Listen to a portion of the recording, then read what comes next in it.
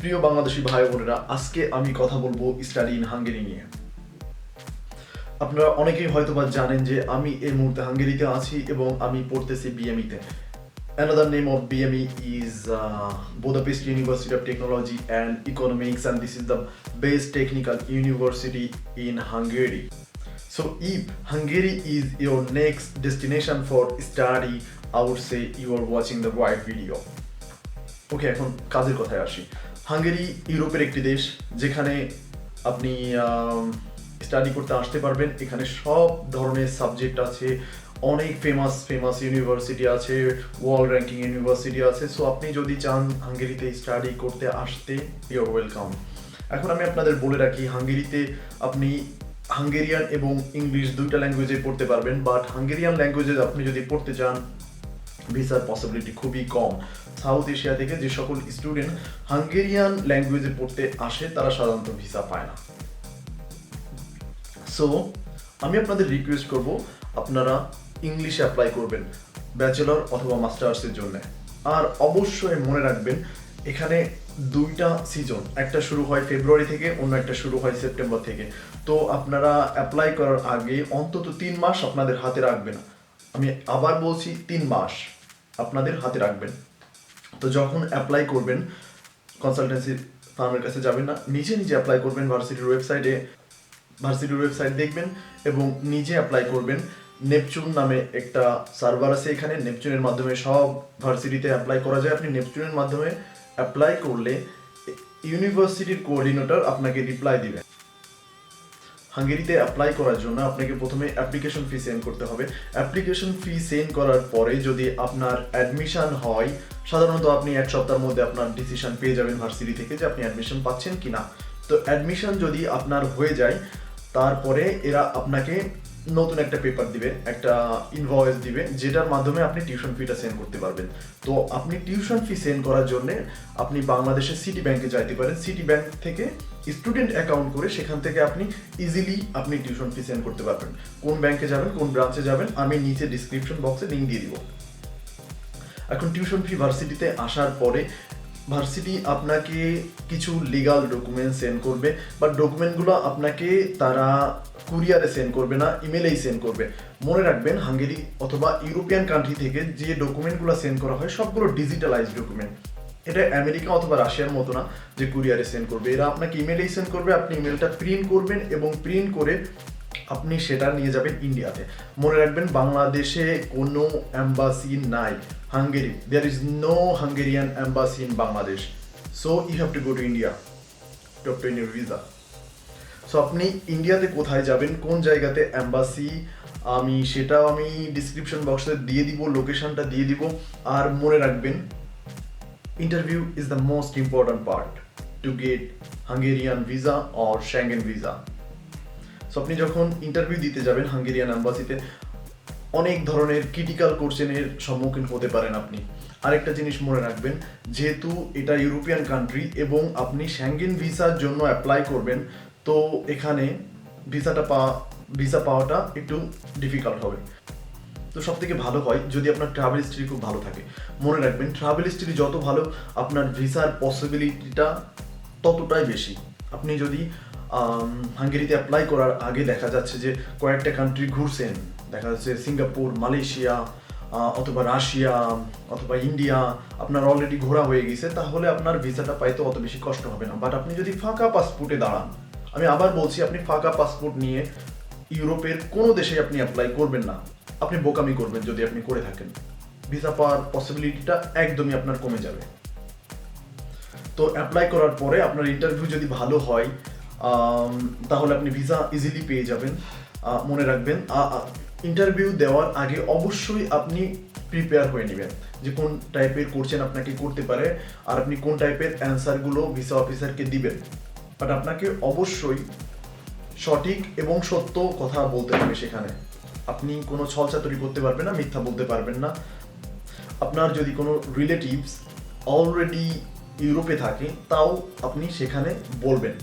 আপনি মিথ্যা বলবেন না। যদি আপনার রক্তের সম্পর্কে কেউ থেকে থাকে আর আপনি যদি মিথ্যা বলেন, তারা হয়তোবা এটা টের পেয়ে যাইতেও পারে, আর এটা আপনার ভিসাতে এফেক্ট করবে। তো ভিসা পেতে সাধারণত 15 দিন টাইম লাগে, অনেক সময় তারা টাইমটা বেশিও নেয়, এটা ডিপেন্ড করে এম্বাসির উপরে। আর আমি যখন ইন্টারভিউ দিয়েছিলাম আমার 14 দিন লাগছিল, 14 দিনেই তারা আমাকে ভিসা দিয়ে দিছিল। আর মনে রাখবেন ভিসা পাবেন আপনি অনলি 1 মান্থের জন্য। আপনি এন্ট্রি করার পরে 1 মান্থ এখানে স্টে করতে পারবেন, দেন আপনাকে রেসিডেন্ট পারমিট দেওয়া হবে। আর আপনি যখন ইন্ডিয়াতে অ্যাপ্লাই করবেন, মনে রাখবেন আপনি কিন্তু ভিসার জন্য অ্যাপ্লাই করবেন না, আপনি অ্যাপ্লাই করবেন লং টার্ম রেসিডেন্ট পারমিট। 2 রকমের অ্যাপ্লাই করার সিস্টেম আছে, একটা হচ্ছে শর্ট টার্ম ভিসা আর একটা হচ্ছে লং টার্ম রেসিডেন্ট পারমিট। তো আপনি রেসিডেন্ট পারমিটের জন্য অ্যাপ্লাই করবেন। তো যখন যদি আপনার ভিসাটা হয়ে যায়, তো আপনি যখন এখানে আসবেন, তো এখান থেকে আপনার রেসিডেন্ট পারমিটটা কালেক্ট করে নিতে হবে। আমি আপনাদের আমার রেসিডেন্ট পারমিটটা দেখাচ্ছি, এটা হচ্ছে আমার রেসিডেন্ট পারমিট। আপনি এই রকমের একটা কার্ড এখানে আসলে পাবেন। আর আপনি মনে রাখবেন যে এখানে আপনার পাসপোর্ট আপনার সাথে সবসময় রাখা লাগবে না। আপনি রেসিডেন্ট পারমিট কাছে থাকলে আপনি যে কোনো জায়গায় যাইতে পারবেন, ইউরোপের যে কোনো কান্ট্রিতে আপনি ঘুরতে পারবেন। আপনি সাধারণত রেসিডেন্ট পারমিটটা 1 বছরের অথবা 2 বছরের পাবেন, এটা ডিপেন্ড করে আপনার কোর্সের উপর। তো আপনি যদি ব্যাচেলরে আসেন, তো আপনি যদি 1 বছর অথবা 2 বছরের পান, তো পরবর্তীতে আবার আপনাকে তারা বাড়িয়ে দিবে। এবার আসি জবের কথায়। হাঙ্গেরির অবস্থা মোটামুটি ভালো। আমি যদি রাশিয়ার সাথে কম্পেয়ার করি, তো হাঙ্গেরির অবস্থা খুবই ভালো। আপনি এখানে জব করতে পারবেন, জব এখানে লিগাল। আর মনে রাখবেন যে আপনি যদি চিন্তা করেন যে আমি জব করে পুরো টিউশন ফি দিব, এটা পসিবল না। কারণ হাঙ্গেরিতে লিভিং কস্ট খুবই বেশি। আপনি মনে করেন যে বাসাতে থাকবেন অ্যাপার্টমেন্টে, অথবা আপনি ড্রোম পাবেন না। আপনি মনে রাখবেন আপনি যদি স্কলারশিপ স্টুডেন্ট না হন, তাহলে আপনি ড্রোম পাবেন না। তো ড্রোম যদি না পান, আপনাকে অবশ্যই কোনো ফ্ল্যাটে থাকতে হবে অথবা হোটেলে থাকতে হবে। তো এটা আপনার জন্য অনেক এক্সপেন্সিভ হবে। কম হলেও $150 থেকে $200, সর্বনিম্ন যদি লাগে $150 থেকে $200 ইউরো, ডলার নয়, ইউরো। আর জব করে আপনি আপনার নিজের কস্টটা তুলতে পারবেন, বাট আপনি টিউশন ফি কোনোভাবেই ম্যানেজ করতে পারবেন না।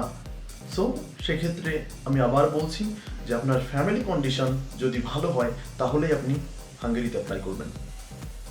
এবার আসি স্কলারশিপের ব্যাপারে। হাঙ্গেরিতে প্রচুর স্কলারশিপ আছে। এখানে Indian, Pakistani, Nepali, Turkish, Myanmar, Russia, সবাই, অলমোস্ট এভরি কান্ট্রি থেকে স্টুডেন্টরা এখানে ফ্রিতে পড়তে পারে, স্কলারশিপে পড়ে, হাঙ্গেরিয়ান স্কলারশিপে। বাট আপনি মনে রাখবেন যে বাংলাদেশি স্টুডেন্টদের জন্য হাঙ্গেরিয়ান গভর্নমেন্ট স্কলারশিপ প্রযোজ্য নয়। তার মানে আপনি এখানে স্কলারশিপ পাবেন না। বাট আপনি মনে রাখবেন এখানে আরও কিছু স্কলারশিপ আছে, যেগুলো আপনি এখানে আসার পরে হয়তোবা ম্যানেজ করতে পারবেন। আর প্রত্যেকটা ইউনিভার্সিটিতে কিছু টিউশন রিডিউশন সিস্টেম আছে। আপনি যদি ভালো রেজাল্ট করেন, তাহলে হয়তোবা আপনি 20% অথবা 50% টিউশন দেখা যাচ্ছে আপনার মকুব হয়ে যাইতে পারে। এটা ডিপেন্ড করে ভার্সিটির উপরে। এবার আসি ল্যাঙ্গুয়েজটা কতটা জরুরি। হাঙ্গেরিতে যদি আপনি থাকতে চান, আমি বলবো ল্যাঙ্গুয়েজটা একদমই জরুরি না। এখানে ইংলিশ যদি জানেন, আপনি ইজিলি চলতে পারবেন। অলমোস্ট এভরিওয়ান ইংলিশ বলতে পারে। দেখা যাচ্ছে কিছু ছোট বাচ্চা অথবা অনেক বৃদ্ধ যারা, তারা বাদে বাকি সবাই ইংলিশ বলতে পারে। আমি যখন বাইরে যাই, লোকজনের সাথে কমিউনিকেট করি, কোনো প্রবলেম হয় না, সবাই আমাকে ইংলিশে অ্যান্সার দেয়। এবার বলবো হাঙ্গেরিয়ান মানুষরা কেমন। আমার মতে হাঙ্গেরিয়ানরা আসলেই খুবই ভালো। এরা আমাদের সাথে অনেক ভালো ব্যবহার করে, ইভেন খুবই ফ্রেন্ডলি। যদি আমি রাশিয়ানদের সাথে কম্পেয়ার করি, তো বলবো যে হাঙ্গেরির মানুষ রাশিয়ানদের থেকে অনেক বেশি ফ্রেন্ডলি। এবার আসি সিটিজেনশিপের ব্যাপারে। অনেকের মনে কোশ্চেন থাকতে পারে যে আমি কি পড়াশোনা শেষে হাঙ্গেরিতে থেকে যেতে পারবো? আপনি যে পারবেন না আমি সেটা বলবো না। হাঙ্গেরিতে থেকে যাওয়ার অপশন আছে, বাট এটা অনেকটা লেন্দি প্রসেস। অলমোস্ট 8 বছর আপনি যদি এখানে থাকেন, তাহলেই আপনি এখানে সিটিজেনশিপ পেতে পারেন। অনেকেই আমাকে একটা কোশ্চেন করে থাকে যে ভাই, আমি যদি হাঙ্গেরিতে অথবা ইউরোপে পড়াশোনা করতে যাই, আর আমার যদি পড়াশোনা না হয়, তাহলে কি আমার দেশে ফিরে আসতে হবে?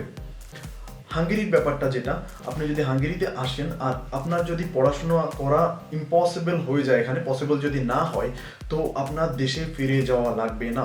আপনি যদি চান, তাহলে আপনি হাঙ্গেরিতে থেকে যাইতে পারেন।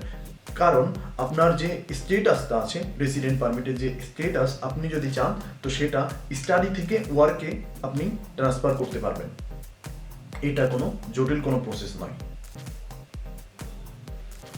দৈনন্দিন জীবনের যে কস্ট, খাবার প্লাস যাতায়াত, এটা খুব একটা বেশি নয়।